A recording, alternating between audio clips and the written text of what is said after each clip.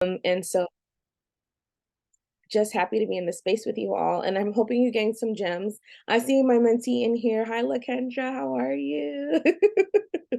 We talk now. I get to put a face with a name, so wonderful to see you. But I won't keep you very long. This is probably basic, but I think we need basic sometimes. We might overthink things, especially in midwifery.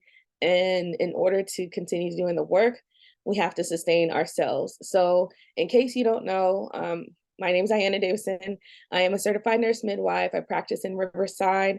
I've been a midwife for the last 7 years, licensed for 8. And I've worked mostly hospital, but the last 2 years I've been in either birth center or community birth setting, and started my own home birth practice last year. So we're a little over a year old now. And I still do some hospital work as well.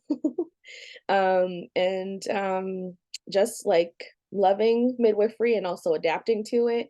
And we'll talk about that too. So, without any further ado, I'm going to hop into my presentation. I'm guessing Elena can share this with you all later if you'd like, and then we'll chat for a little bit after. So, let me share my screen.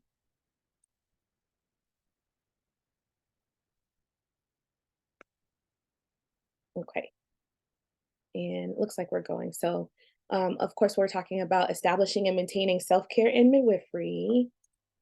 And I think the first very important thing is to know who you are. And of course, yes, we're always evolving and changing. But in order to talk about like how to care for yourself, you have to know who you are as a person. So I'll kind of go over like a little bit of who I was going into midwifery school because I think that's probably most relevant. And then also who I've grown into as a person now.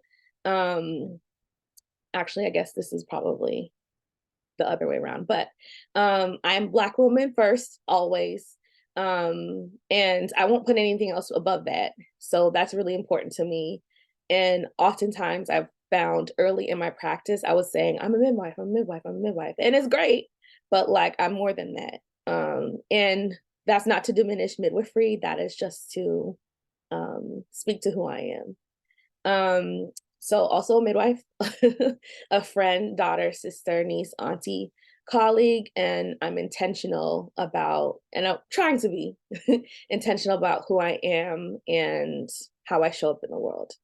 Um, in terms of my work life right now, I kind of gave you a little bit of an overview, but I'm per diem at the hospital, so kind of like a hospitalist schedule. Also entrepreneur and small business owner with my practice, and community birth midwife. I'm also a part of a few different birth worker organizations. A mentor, and also I'm a mentee. And I can remember vividly when my first interview for midwifery. There was a physician on the board and looking at my resume, and I do have a previous degree, and he was like, you just love to be in school. And it's not that I love to be in school, it's like I want to learn, and sometimes I use these modalities to get to that place. And so I think we're always evolving, like I said, and always learning. Like when I say I know everything when it comes to my profession, I know that it's time for me to sit down, and I've made that statement publicly so that people can also hold me accountable to that. So I don't know everything. Yes, we can be experts and still learning, and I learn something new every day, right? So that's also part of who I am as a person. So back when I started midwifery school, single woman working full time in labor and delivery, my 312s, which whew, sometimes I just reminisce on how good that was. And then I was very social. Like I am naturally a little bit more socially inclined. That's changed as I've aged, and also like my priorities are different in how I show up again as a midwife. And when these babies come, sometimes I'm just not as social as I'd like to be, or because I need to restore myself, I'm kind of creeping back into my little cave, my little hole, so that I can rejuvenate and be back out there. As mentioned before, my work life is or was I was a full-time labor and delivery nurse when I went back to school, which I do not recommend right away, but that was the only option for me at the time. And so I went to school for the first semester full time and also was working full time. That changed after the first semester because it was nearly impossible, and I'll explain why I say nearly, to do both school and work full time. But some people are doing it, and I had the reason why I said nearly is because I had a classmate who went all the way through midwifery school working full time. I don't know how she did it. I do know how she did it. I don't recommend it. And it's just very, we all know the intensity of what it can be, and so again, this is where you have to know yourself and how you show up, because that will determine how you can like navigate this journey, right? But I also, at the time, was somebody who was, like it says, fully invested in making big sacrifices of self so that other people could be served and cared for. I didn't realize I was neglecting myself for a very long time. It's probably within the last 5 years that um, that's come to light, and I've made major adjustments. And so, if I can prevent anybody from doing what I did, feeling how I felt in the first, especially the first year of midwifery, less, this is why we're here today. So again, I don't want to keep it too long, and I talk for a bit. So let me go to the next slide. You've seen these all before. They sound cliche, but literally, I felt you cannot pour from an empty cup after my first uh poor outcome birth. And that was maybe a year and a half into practice. And um at that time, I was just going, working.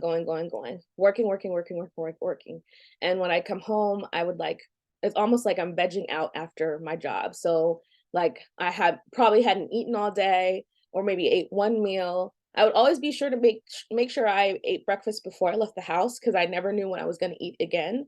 And I was just in a really busy practice with sometimes I had good help from our backups, and then other times I did not. Most often. I think Charlotte is in here, so she probably can relate to that.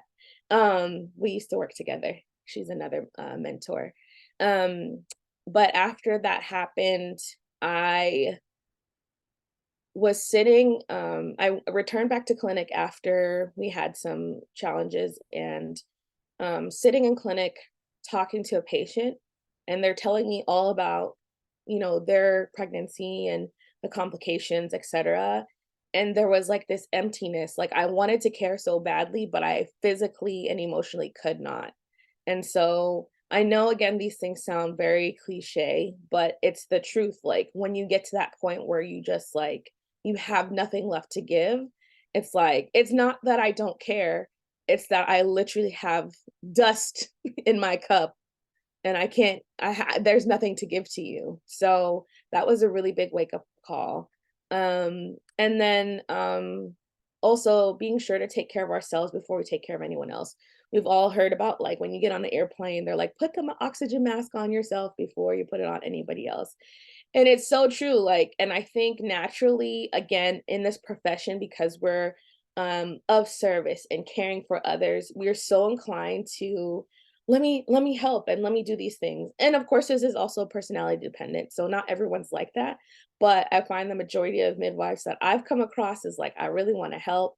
I really want to make sure someone's good. But if we're not taking care of our basic needs, then like at some point in time, we're going to get to that empty cup and that empty cup feeling. And depending on who you are, will be how it manifests, and how you can cope with it will be how how it manifests.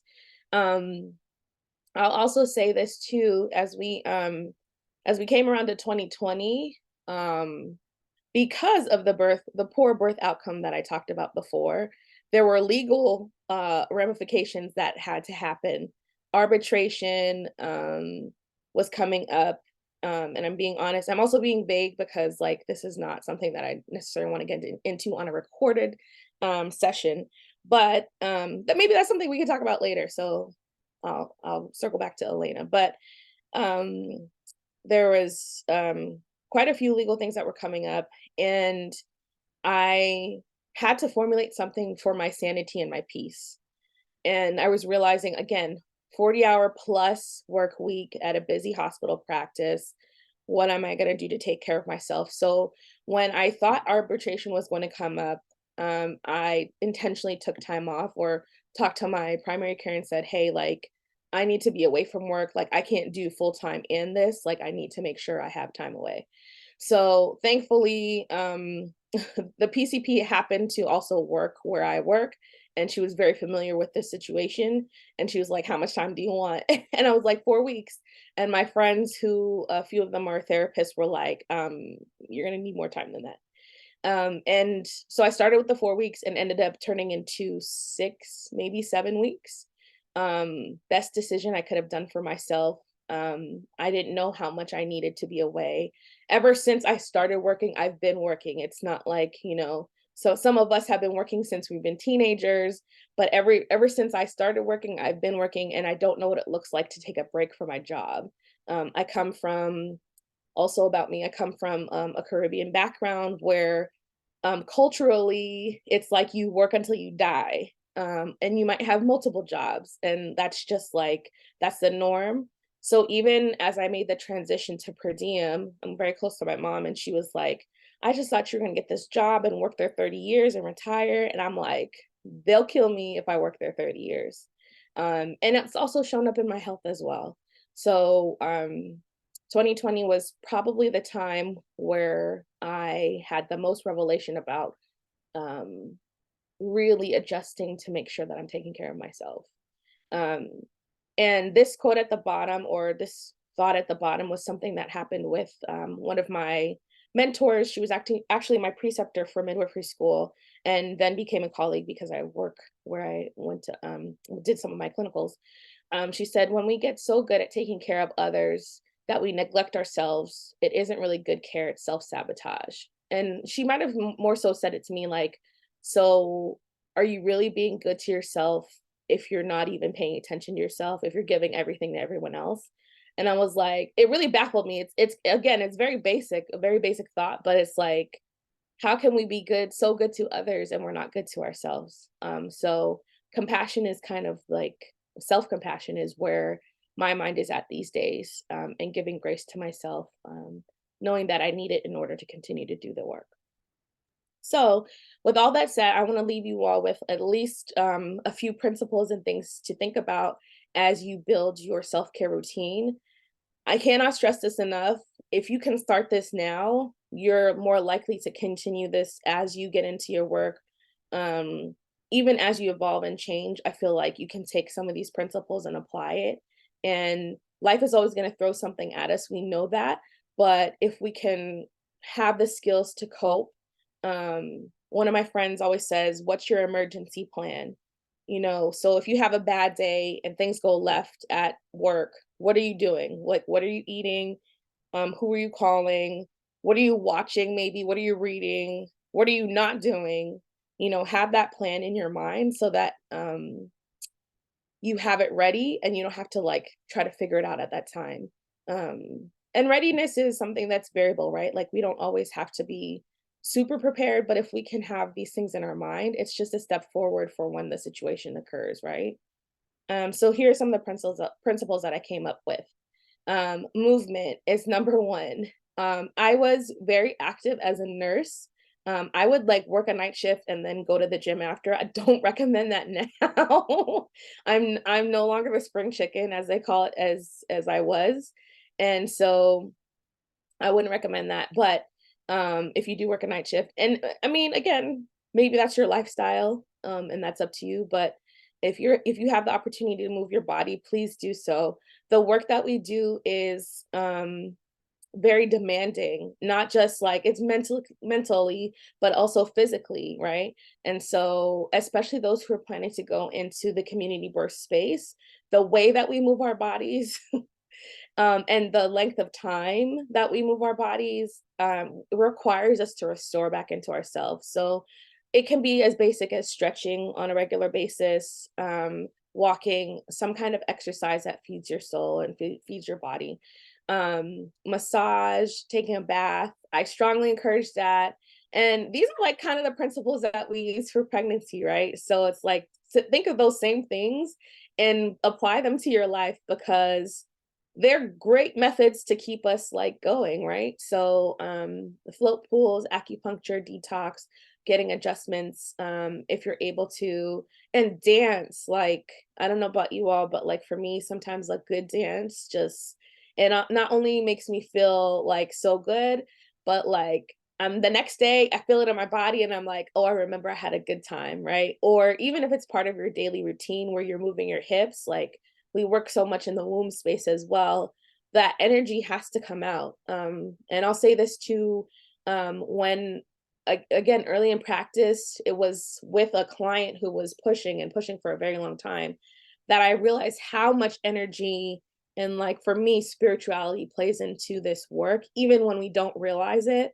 And I mean, you can come off of clinical or a shift and feel so drained, and you're like, why is this happening? It's because you really did have this energy exchange, and perhaps somebody was pulling from you. So it's really important that we, again, move our bodies, shed some of that energy that comes towards us, and get rid of it. And that ties into the mind. So, what are your mindfulness practices? Do you journal? Are you in therapy? Do you meet with friends for like a sister circle or a group gathering?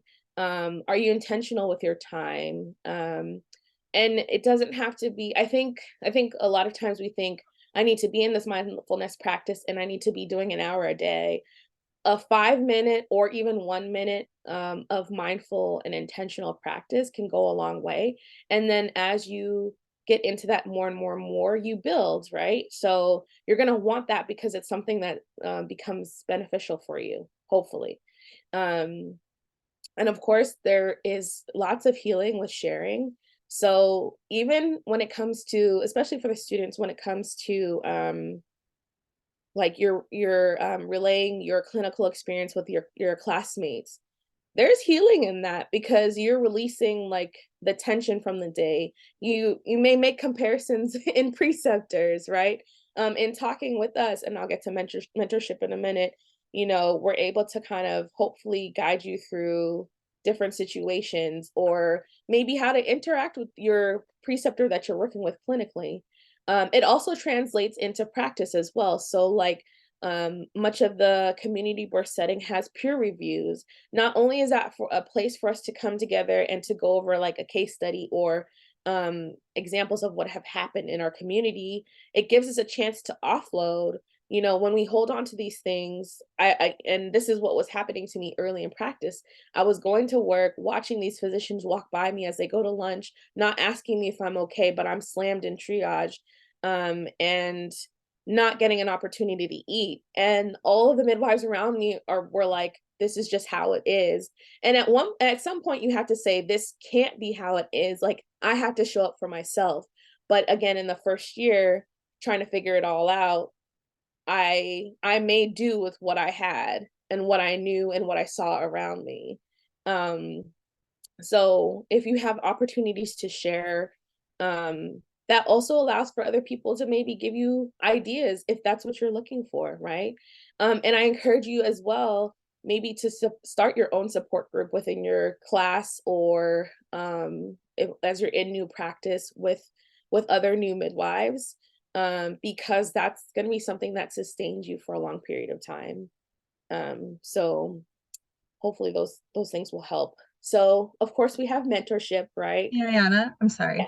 I don't Mhm. want to like stop your flow, but your screen isn't sharing. Do you mind stopping your screen share and then I can put mine on? Yeah. Oh my gosh, this whole time? Yeah, I'm so sorry. I'm sorry, y'all. Oh wow, that's so sad. Thank you. Okay. Wow. I'm sorry. Were you all saying this in the chat, which I was not looking at?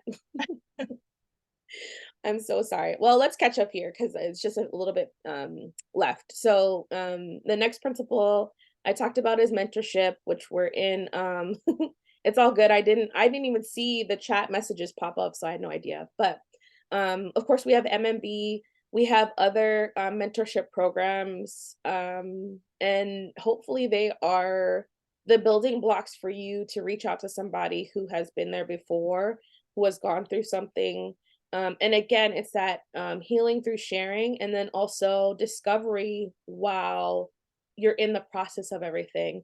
And I want to like make it very clear, like there is a learning curve as you're going through this midwifery process. You're not expected to know all the things all the time. There is a level of, you know, you're a novice, like you need to learn these things. And so I think we put a lot of pressure on ourselves to, you know, be excellent. And that's great. Like we can be excellent, but also leave the room for appropriate mistakes, leave the room for questions, leave the room to discover and to find out. And also sometimes preceptors need reminding of this as well. So I just want to make that clear too. Um, Mentorship is a two-way street just as much as maybe you're learning from your mentor. Your mentor is probably unlearning and relearning and thinking about things for you as well. I know that's how it's been for me. Like, how can I be a better mentor? What can I do for you? And also, like, what are the things that kind of kept me going? And sharing these things have been, I think, important for our relationship. So don't forget to meet your needs in that way. We can go to the next slide. Um, the next one I said is meet up. So when I say this, I mean be intentional about not only your breaks, but how you're spending your time as well. If it's possible, get your vacations in, get your staycations in. Sometimes a night away, especially if people have children, or even what I'll say too is like the aging parent. We don't talk about this a lot. And so like how your role changes with maybe parents or um, maybe senior people in your life, making sure that like you do take a refresher away so that you can restore yourself. Think of the things that you like to do. What requires a lot of effort maybe requires more planning, but what requires very little effort, like is a cup of tea going to give you a little burst of energy? Maybe, perhaps on one day. But is a 5-day vacation going to make you feel incredible? Possibly, but you might need to financially and time wise plan for that differently. But I encourage you to look at that and not just hop over it because you may miss an opportunity to just kind of help yourself. Build your network. That's another big thing. And I know this can be a struggle for people. Not everyone is social, or some people may be shy, and that's fine too. But maybe you find a buddy. Like I had a really great classmate, again, the same classmate who went to school and work full time, who we ended up studying for boards together. We found time to get together. We said this is what we're going to do on certain days, and towards the end of school we were pretty much studying consistently together. Um also some of my mentees, when I had brought mentees from different platforms together last year or the year before, and one of them mentioned that they will study on Zoom, so they'll be in different places and not able to necessarily study together. But just having someone there where maybe you're at the same level and you can ask questions, it's a little bit more supportive. Like we're not supposed to do life alone. And I truly believe that. So school is part of that too. As you're able to get yourself together with someone else, I think it's beneficial. um Whatever it is, a pedicure, wine tasting, pottery, axe throwing, whatever you like to do, reading outside of clinical work, although I'm sure you're probably tapped out from that. Find time to do that, and take a look at your schedule if you're able to, and plan the days. Like I lean heavily on a paper calendar.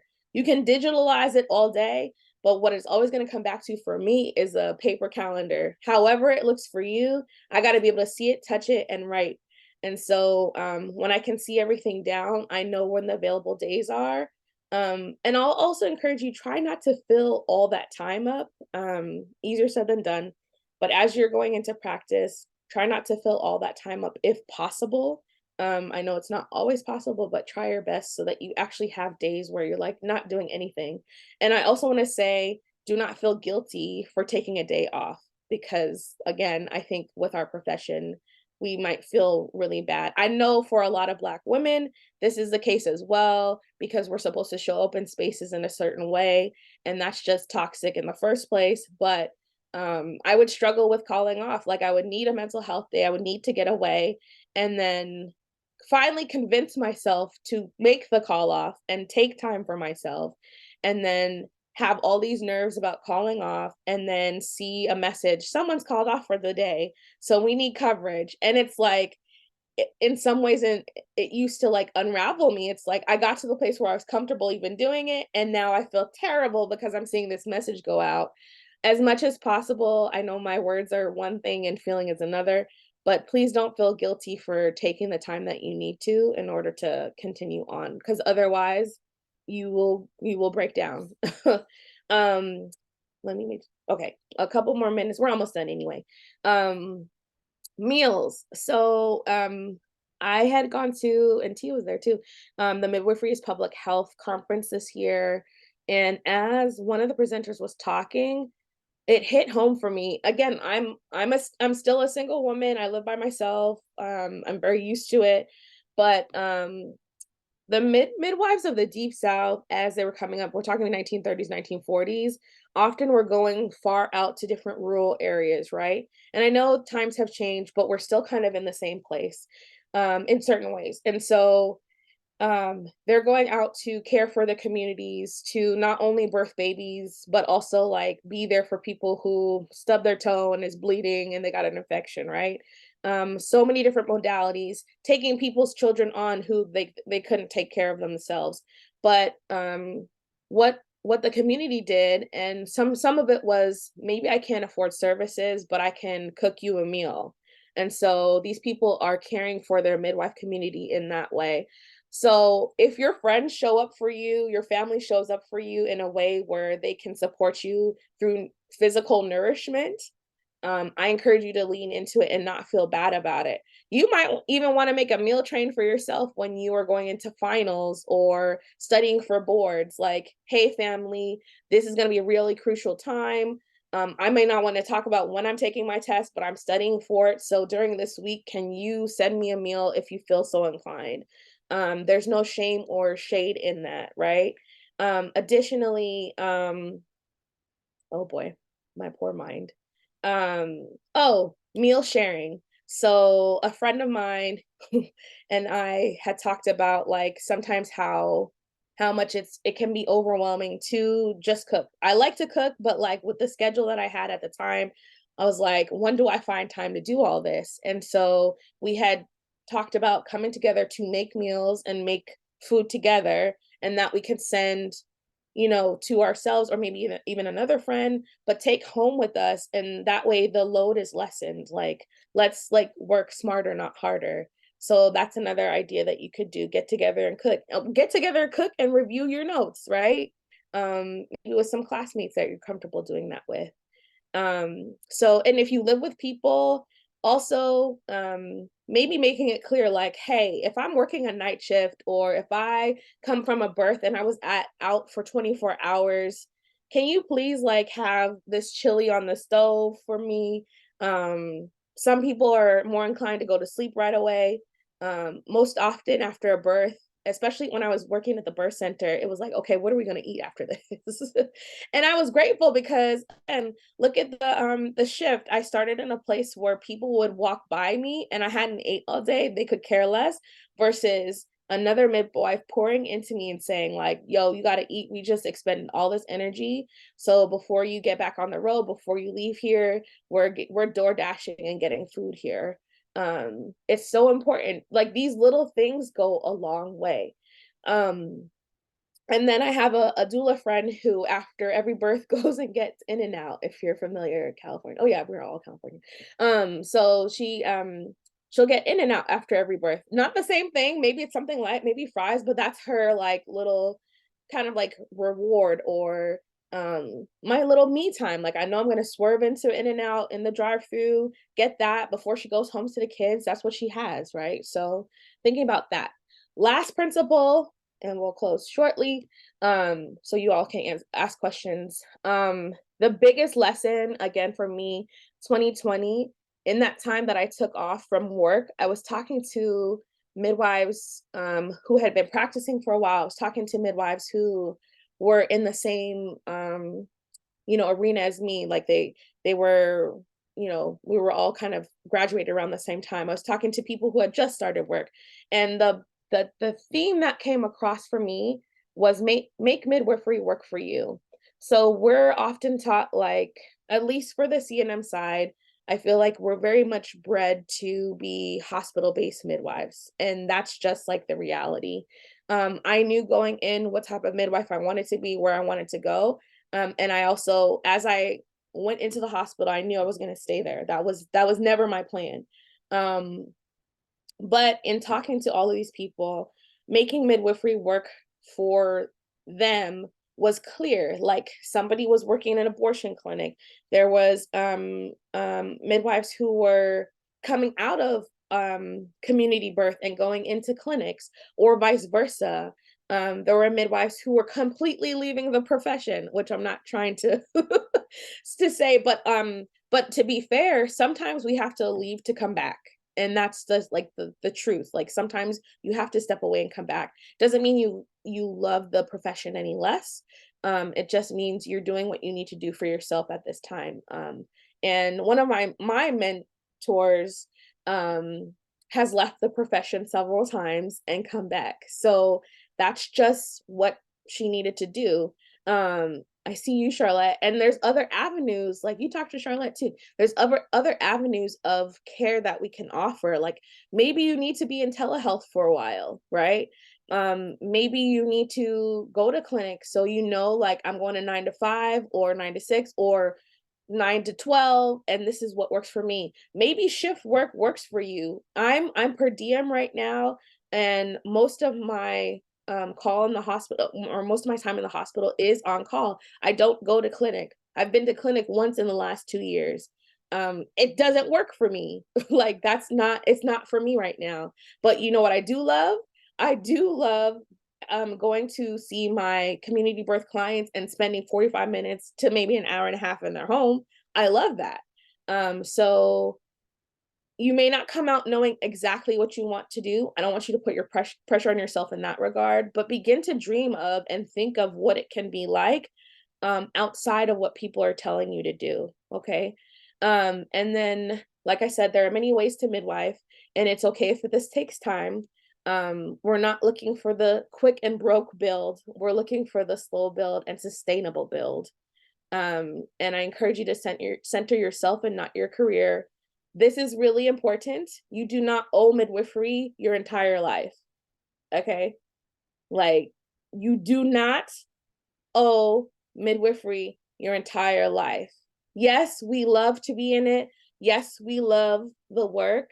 But at the end of the day, this thing will kill you if you're not careful. Like, I'm just being real. The way we provide exceptional care to people and the way that we sacrifice for others, if you continue in that way without returning back to yourself, it will take the life out of you. Like I mentioned before, I will not get into detail, but midwifery has drastically changed my health. And it's something that I feel like, had I caught earlier, maybe things could have been different. But I'm working with what I have, and I now know the landscape in which I want to take. Um, and then lastly, don't forget who you are, especially outside of this profession. Again, like you don't owe midwifery all of yourself. Please remember you are somebody. Like I said at the beginning of this talk, I am Black woman first, and that will always be, right?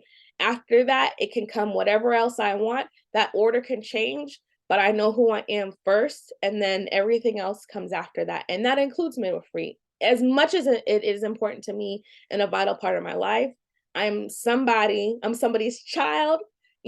Some of you all are somebody's mother, some of you are somebody's auntie, etc.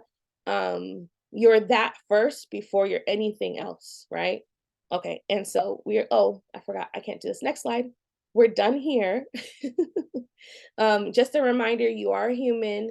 And again, to provide exceptional care, we have to be exceptional to ourselves, right? Please treat yourself well so you can sustain yourself in this work. Thanks for chatting. Do you all have any questions?